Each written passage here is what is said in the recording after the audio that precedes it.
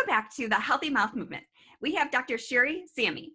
She is founder of Happy Kids Dental Planet, co-founder of Beehive Integrative Medical Center and Dental Center of Agora Hills, California.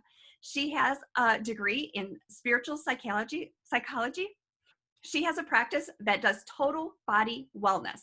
And she talks about how your mouth is connected to jaw, airway, and how it's connected to your body.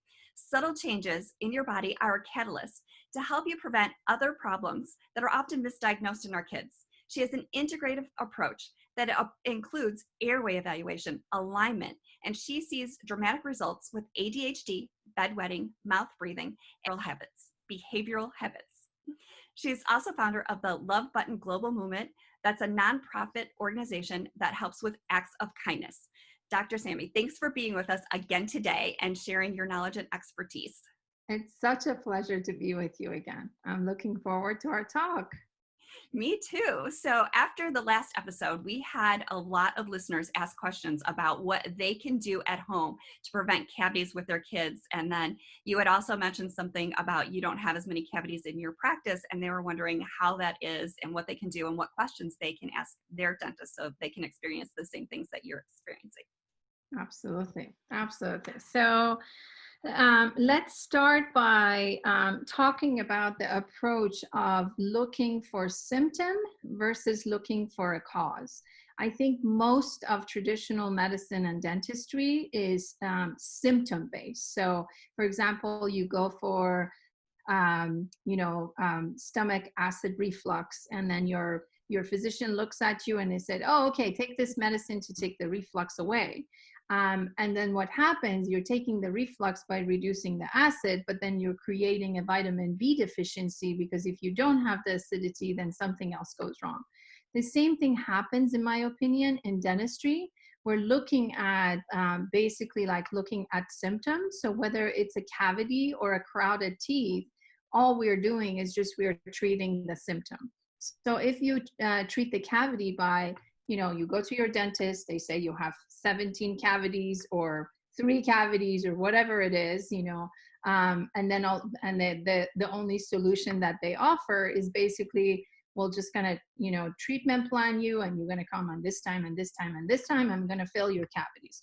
They might ask you about, oh, what's the amount of sugar that you're eating, and maybe that's like the cause of your cavities.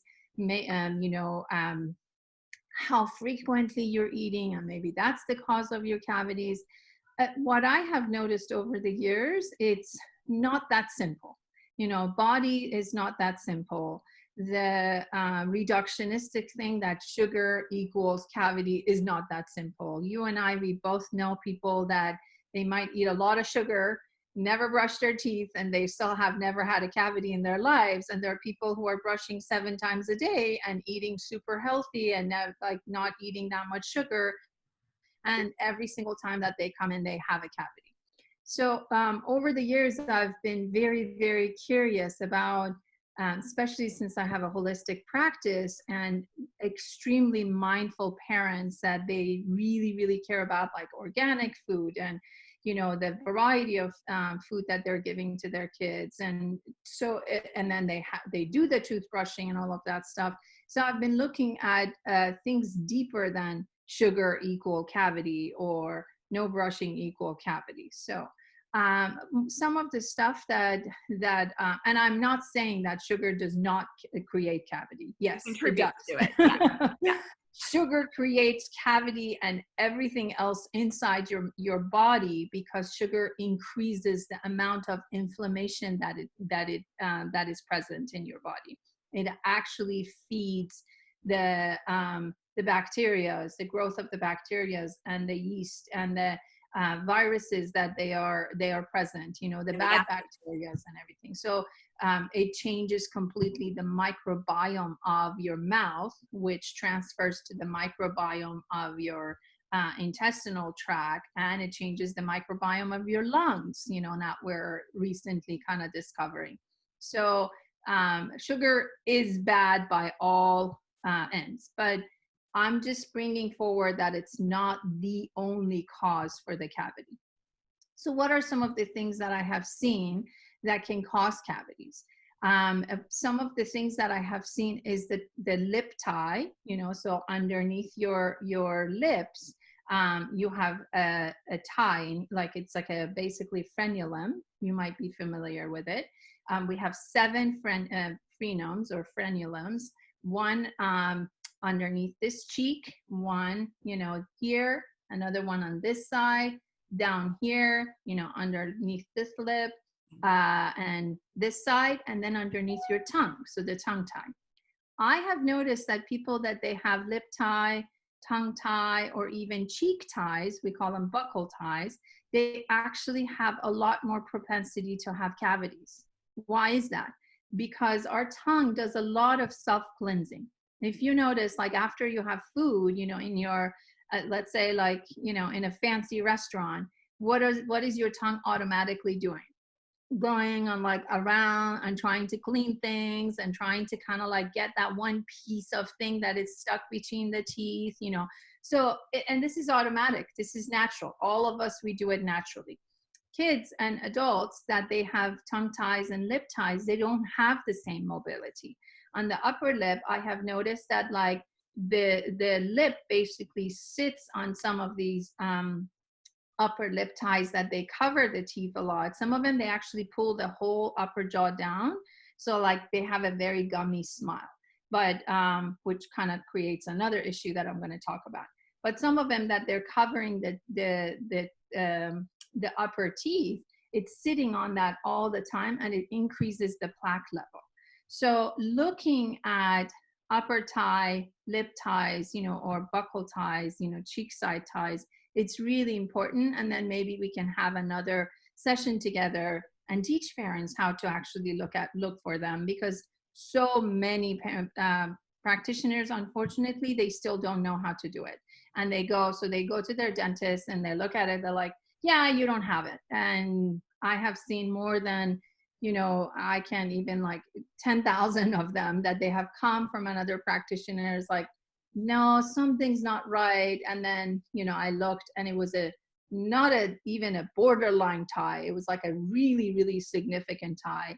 And I've actually posted some pictures on my Instagram, because it was, Instagram page, because it's so significant, but it's being missed. So that's one of the things that I have found. Second thing is mouth breathing. So if you are breathing through your mouth, and ironically, actually, May is the Mouth Breathing Awareness Month. So this is a good time for us to have this conversation. Mouth breathing, what does mouth breathing do? Dries out tissues. Yeah, it dries out your tissues, and your saliva is reducing, so then it's not bathing your teeth. Exactly. And our saliva has so many yummy enzymes and anti-cavity enzymes, right? So when it's drying it out and it's basically trying to, get enough oxygenation at the same time, because when you mouth breathe, you actually tend to get less oxygenation than when you nose breathe. It's your tonsils are trying to do the job of the cilia of the nose. So they actually get really swollen and they try to kind of filter the air. And so mouth breathing, and then it also changes completely the bacteria on your mouth, because we have a certain amount of what they call anaerobic versus aerobic bacteria, that this balance between the two. Anaerobic, that means they don't need oxygenation, so they're under the gum. And then the aerobic means like they need oxygenation, so they're over the gum. And there is a certain level of bacteria and microbiome that it's necessary for the mouth, to keep a healthy mouth, as well as to keep a healthy bacterial load for the rest of our body. I see so many people that they just take bacteria for their gut health, and then meanwhile, like their mouth biome is completely messed up, and then so they're swallowing that all day long, and no matter how much probiotic they take for their gut health, their mouth is not really supporting those probiotics. And so it's important to take, when you are taking probiotics, you take something that is for the mouth as well as for your gut health. So when you're changing that nice balance by mouth breathing, then it creates like basically a distortion, and then it's not anymore protective. everything in our body, if you actually think about it, it already has a mechanism in order to perfectly bring us back to health, right? We have like a baby, if you kind of think about it, like they have a perfectly balanced, microbiome in the mouth, in the gut, in the, like all of those things. However, for example, if the mom's health wasn't ideal, then the microbiome in the gut changes. If the baby was not, um, birthed through the birth canal, they're not getting all this yummy, amazing, incredibly useful bacteria that they need to have in order to have their gut health. So C-section babies, they have a very different microbiome than regular babies, and that's why sometimes they actually take some, it might sound a little crazy and a little disgusting, but they actually, with the C-sections now, some of the more advanced and integrative physicians, they're actually advising to take a little bit of a feces of the mom and just basically like go all over the baby's body in order to give, like, cover the entire body with some of that. And then that would add to the microbiome of the baby, that it was C-section instead of coming through the canal. So there is all kinds of stuff that you're looking at that in terms of getting that aspect. The other thing is, like, for example, kids that they have allergies. If they have allergies, like, again, they have like they're not nose breathing most of the time, they're mouth breathing. A lot of times they're on medications that they are suppressing their own immune system, changing the microbiome of the mouth, and creating an imbalance of things that it's not necessarily the best thing. That's why we have a lot more natural options, such as buteyko breathing, different breathing mechanisms that they can actually learn, that would change that allergy in a significant way. Also homeopathy. There's so many other things that it's available for allergy than just allergy medicine, which suppresses the symptom, but it doesn't necessarily cure the allergy. So when you're looking at things, I mean, these were just a few things, that we look at, to look at the cause. The other aspect of it is I actually have the parents to write me 1 or 2 weeks, depending on the patient, of food diary. So I'm not just looking for the sugar. I'm looking at, are they getting enough medium chain fatty acids, like good fats? Are they getting enough vegetables? Are they getting enough fibers? Do they have enough zinc in their food? Are they getting enough seleniums? Are they getting enough K2D3? Whether through their activities, their food, or actually taking supplementations. So I'm looking at a variety of things in order to be able to look at what is the cause that they have the cavity, beyond just sugar equal cavity.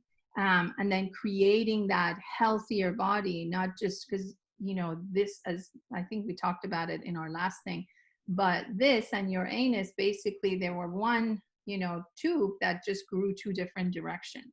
So when you actually look at the mouth, you need to look at the rest of the body, the digestive tract, like, even like I ask things like, does your child get frequent eczema? Is there any food sensitivities that you notice?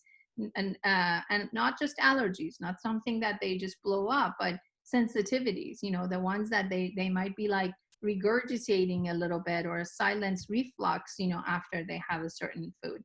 And we know that we see that when in people, when they show up, and we see a lot of like little pits on their teeth, and so those pits, they accumulate a lot more bacteria, a lot more plaque, and then guess what? Before you know it, they start turning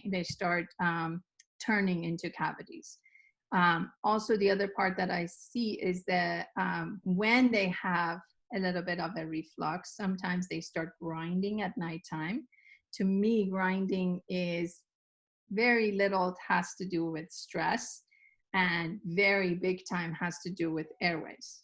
So, we look at some of those aspects as well. And a lot of the dentists I've worked for tell the parents that they'll outgrow that.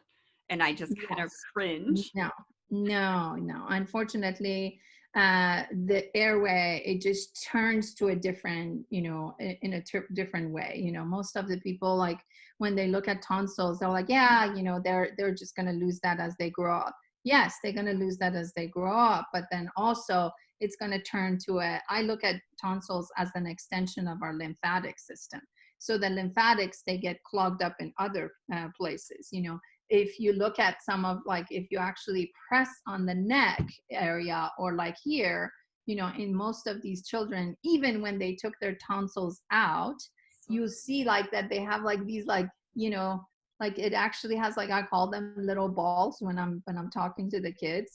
So like you actually can feel them.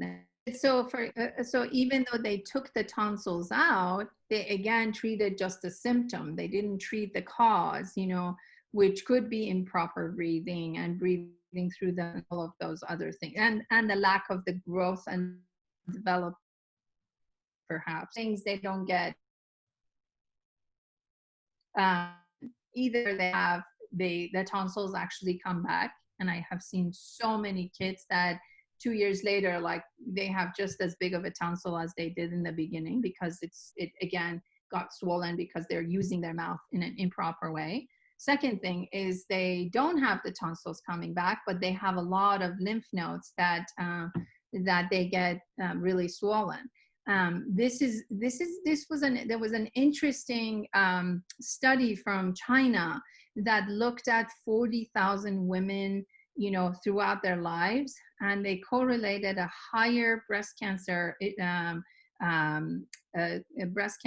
occurrence with girls that they had large tonsils in earlier on in life. So when you're looking at things, I'm not looking at it with like, oh yeah, if you have large tonsils, it's going to turn to breast cancer.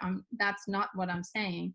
But I'm saying that, like, basically, like, looking at the tonsils as an extension of your lymphatics, you have to make sure that you are treating the tonsil as one of the parts, and you're truly taking care of it, rather than just kind of pushing it down to the next level.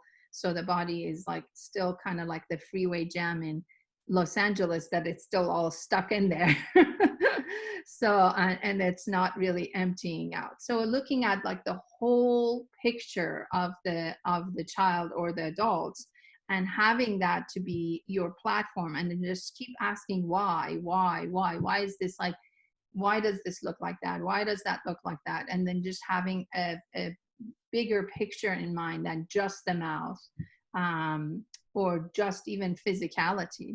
Sometimes, like, kids with a lot of anxiety, what does happen? It's, first of all, like, they tend to have a lot of restrictions in their jaw. They keep, like, holding it. If you actually, as a hygienist, you probably know those people that you put their finger in the front part of their lip, like, this is so activated, this mentalis is so activated, and they keep pushing your finger out. So you have so much reflex, and a lot of those people, they have anxiety, very, very subtle and yet profound anxiety that pushes everything back, obstructs the airway. So emotions can play a lot of importance in the whole aspects of cavity, inflammations in the body, inflammations in the mouth, breathing dysregulation, sleep issues, all of those things that is important to know. And I've been teaching parents to actually get a flashlight and lift their kids' lips up and have them stick out their tongue, and can they touch their nose, and can they touch their chin, and look at their tonsils. Do they look like they're close to touching? Can you see them? Because most parents, we don't teach parents to do that. We definitely don't teach them in a dental office. I mean, I look at those things, but not everyone does, and we're not teaching parents that. There's not a class out there that's saying, hey, these are the things you should be looking at, and you could intercept it earlier, and maybe your child won't have some of these things or have to be on medication that then transitions into something else when they get older that's more costly healthcare wise. Absolutely. Because these things, they get more and more complex and more subtle, so sometimes they turn all the way into autoimmune system, diseases, or they turn into that constant like GI disturbances, and so many different things, and constant mental illness, and mental health issues. So there is a lot of things that I think that we need to be looking at and learn as dentists and hygienists and healthcare workers, from all walks of life, actually. My next course, I'm hoping to start teaching the midwives and the doulas to actually detect frenum issues, because a lot of them, they don't. I had yesterday was a very hard day for me because I had a 3 weeks baby that was not feeding at all, was not breastfeeding, wasn't bottle feeding, and he was only 6 pounds, 6.2 pounds, very lethargic, wasn't really like interested, failure to thrive. And mom had been to about 4 or 5 pretty substantial, like, lactation consultants and midwives. And although they're like, yeah, he might have a tongue tie, he might have a lip tie. Actually, his tongue tie was released in the hospital, but they just did a little clipping of the with a scissor. And humbly, based on my experience, that's never enough. It might, a lot of times it helps with the breastfeeding, but it doesn't necessarily help with the growth and development of the face, because behind every tongue tie, we always say behind every tongue tie in the front, there's a tongue tie in the back. So posterior tongue tie, we call it. And whenever they do the scissor release, they create more scar tissue, and they don't necessarily release the posterior tongue tie because it creates it's a bloody mess if you want to do it with the scissor. So they just kind of like clip the front part, and it's still not, they haven't solved the issue. And with laser is better, correct? Yeah, well, in those cases, I mean, I know some people that they do it with the scissor, but they go all the way down and they create the bloody mess and all of those things, and then they control the bleeding and everything. But I think I have found for kids, for babies at least, the laser is a much more complete release if you know how to release it properly, and also bringing that. And I wanted to say something in addition to the brilliant suggestion that you had. When they stick their tongue out and up to the roof of their mouth, put 2 fingers and actually hold the floor of the mouth, and then see how much now they can lift up their tongue. Why? Because a lot of people, if they're a little bit older, they actually compensate and they lift up the entire floor of the mouth in order to reach the palate. So they can still reach the palate, but they are using all of these muscles. Like you see, like some people like lift up their tongue up, you see like literally like all of these muscles, they become really apparent, and they're using it in improper way. So those are some of the things that it's like very simple to learn. And then also, like when you're going, just kind of like go around inside, between the cheek and the gum, it's called the vestibule. And just go in there, and you can feel like sometimes that the tissue, it's almost like a guitar string. Mm-hmm. You don't want a guitar string. You want like a continue, because the guitar string is creating a tension, and the cross bites that we see sometimes is because of some of those buccal ties. One side hasn't grown as much as the other side, so it kind of starts becoming crooked, and they bite like on top of each other instead of on the outside, like the upper jaw being the outside of the lower teeth. So these are very subtle things, but they're very important information about what's happening. Well, and then also when they have that tie done, they really should follow up with an orofacial myologist or someone that can teach you the exercises to remove that scar tissue that builds up. Because sometimes, depending on how it's clipped, if they aren't really knowledgeable in that, it reattaches a little bit, or they leave a little bit of tissue in there. So it's good to get that looked at before they get too far down, and you can kind of loosen that up a little bit with exercises. Yeah, I actually make my patients to do 2 things. One, before any tongue ties being released in my office, at least, they have to get craniosacral or osteopathic adjustments. Why? Because we have seen, like, I'm sure you guys have seen, like, babies that they like to turn one side versus the other. So they have a little bit torticollis or like a strain on one side of the neck. And research at actually my school, my alma mater, Columbia, they did this research where they look at the relationship with torticollis or neck issues and how the tongue reattaches. The side of the torticollis, it basically the opposite side, the tongue reattaches much more strongly than the other side, so it creates an asymmetry in the tongue. So if, you know, I remember a few years ago, there was a mom that was of a certain religious belief system that she didn't believe in going to any doctors, any health healing professionals, you know. And she said the only reason that she came to see me was because, first of all, she heard that I'm holistic. And then second of all, because like her baby was not breastfeeding, and in her religion, giving, you know, formula is not an option.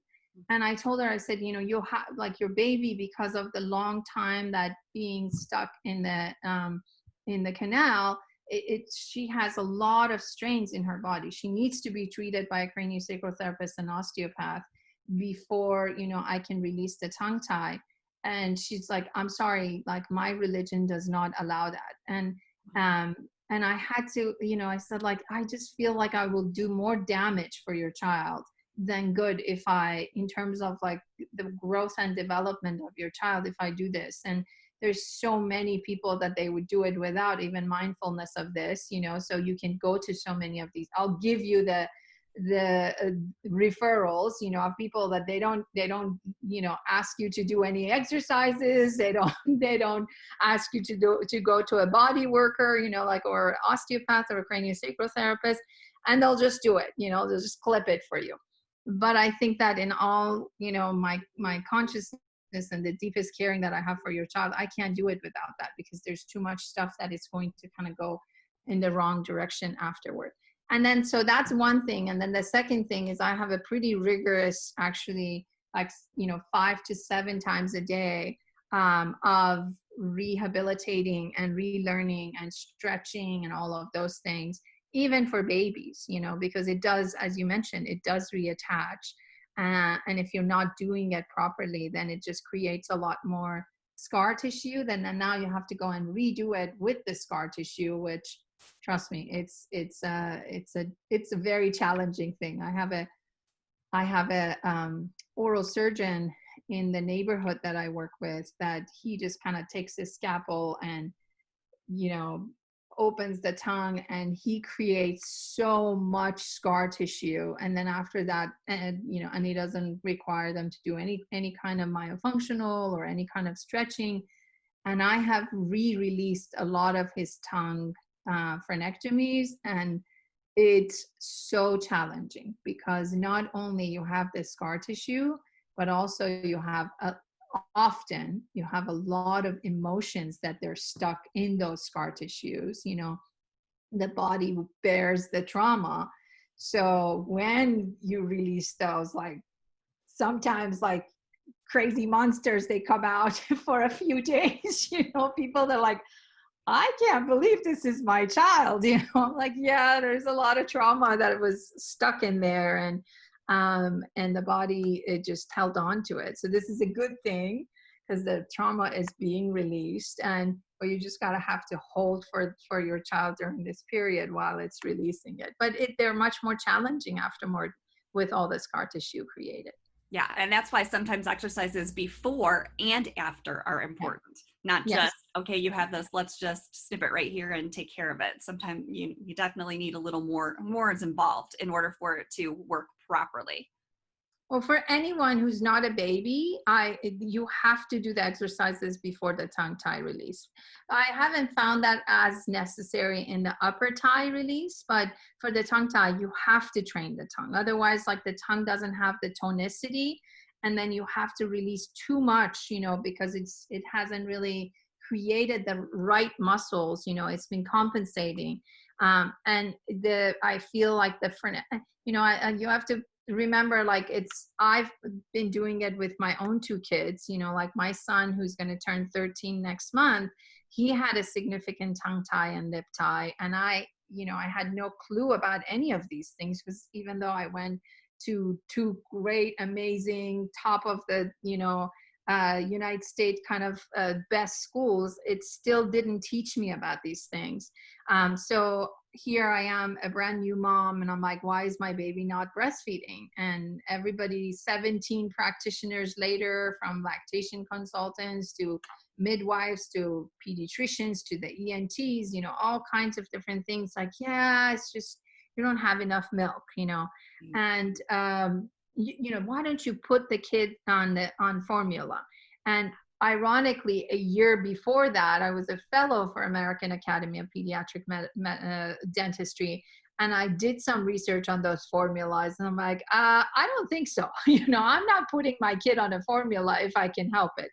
And so, it kind of brought me in, and we released it with a mentor of mine that I had at the time. And, literally within 24 hours, so much changed for both of us. I mean, he started breastfeeding. I wasn't like being tortured every time he put his mouth on my nipples, and just so much changed in that sense. And, I knock on the wood, like, I have to say, like, neither one of my kids, they have ever had a cavity.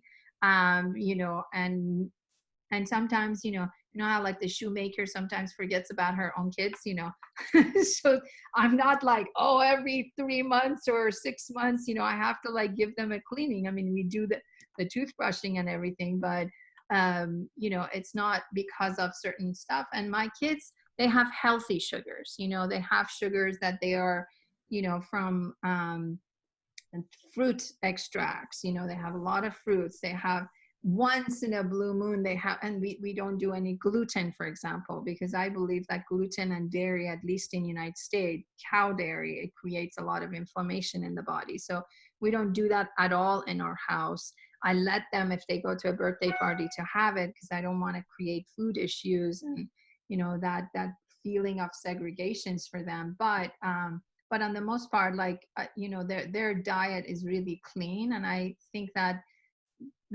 plus everything else that we're looking at their whole body, and both of my kids being released with the tongue tie and the lip tie. My daughter, her upper tie was really, really tight, to the point that she was breastfeeding like this the first couple of days. And I had to call my assistant. I'm like, you're coming to my house, bring my instruments, we're doing it in the house, because I can't even go one more day without like doing this breastfeeding like this. And it was just amazing, like, how things change. And I'm 100% sure, had I not released her upper tie with that tight of a lip tie, she would have had all, like the 4 upper teeth, they usually are the ones that they get a cavity in younger kids, like right at the gum line, or right in between the teeth, or right behind the teeth. But these 4, are the most likely one that they will get out of the anterior teeth, that they get a cavity, and then on top and in the between the teeth are getting a cavity. So I think that that's a really important aspects to look at, and I'm so glad that we had an opportunity to talk about it. I am too. So thank you for being on, and then maybe we can get on another time and talk about xylitol. I don't know if you use that at all, but absolutely. I actually use, I see your xylitol in your background, actually. Yes. Yeah, I love xylitol. About how many, I think it was like 14 years ago, I came across this very thin book. It must have been 40 pages, that was written in 1930s about the benefits of xylitol. Oh, wow. And it was such a incredible, somebody gave it to me as a gift, and unfortunately somebody borrowed it and never brought it back. But I remember I was so fascinated with this book, because it was talking about, like, not just the anti-strep benefits of xylitol. And as you know, cavity, it's a strep mutin. The bacteria is called strep mutin. So it prevents the cavity, as well as like the moisturizing aspects of xylitol. the antibacterial coating, like, so when you coat your nose, with the xylitol, it actually creates a coating that it prevents the bacterial and viruses to actually stay. And also it moisturizes and it allows the nose breathing to happen. So what I usually tell the parents with the same xylitol you have, for the older kids, I like with the younger ones to just kind of do the drop ones. And you don't have to like push it all the way. You can just kind of with one here, one there. And then once the nose become moisturized, then you can actually go with one of those nose Frida and kind of like take all the boogers out of your baby's nose, But with the older one, I actually have an Instagram post that how to wash your nose, because so many people, they don't know how to wash their nose.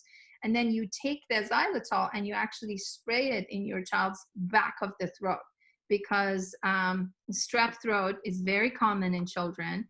And then there is a offside of the strep that is called panda. It's considered an autoimmune that it's also been seen in children. And I think that's a regular practice that you can have, that it's extremely useful.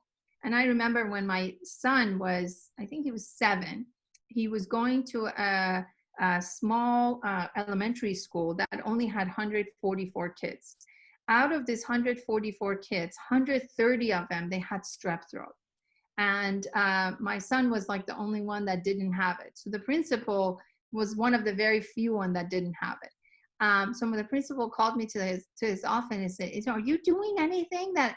And I would send my son to school. It wasn't like I kept him home or anything, and didn't give him, special instructions about like, don't eat from your, friends' lunch boxes, which is very common in kindergarten and first grade. And they were, he asked me, he says like, "Are you doing anything differently for your son that we need to be aware of as a school? Because this strep problem is really, it's become like, pandemic in our school."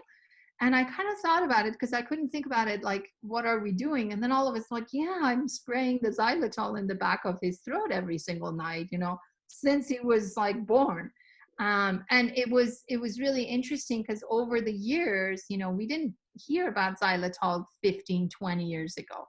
We're hearing it probably the last 2 years in the common, regular things. And most of it, we're hearing it in the gum, like they put the xylitol in the gum, which I don't like that practice particularly, because in order for you to get enough xylitol, you need to actually have 6 to 7 times a day that gum.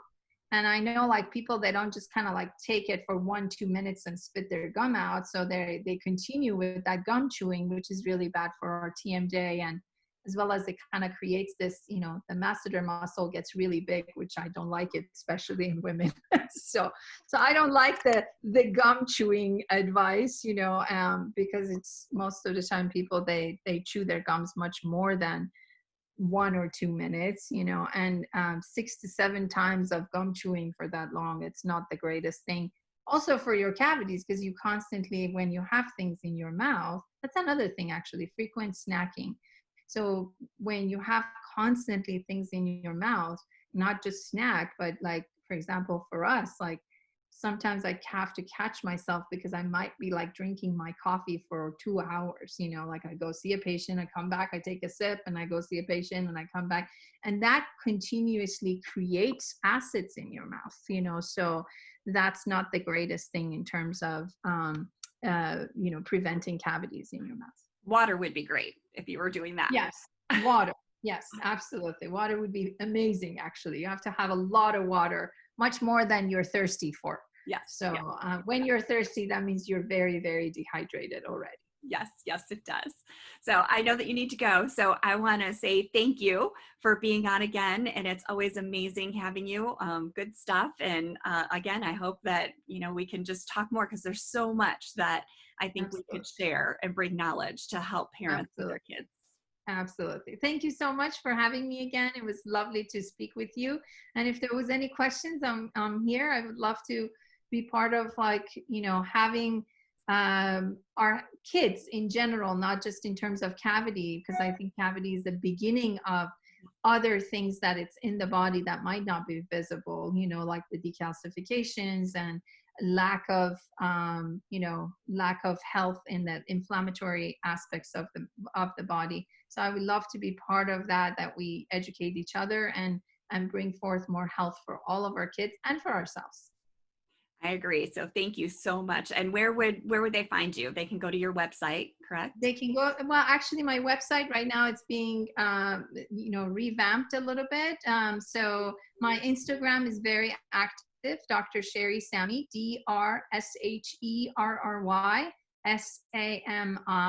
So that's a very I'm really active in Instagram. We also have a Facebook group that we have started. It's called Conscious Chit Chat, and we put a lot of materials, not just about the mouth, but about so many things: mind, body, spirit, all aspects of being a healthy person within that, but mostly about like parents, so that's what we focus on. That's awesome. Again, thank you so much. I really appreciate it.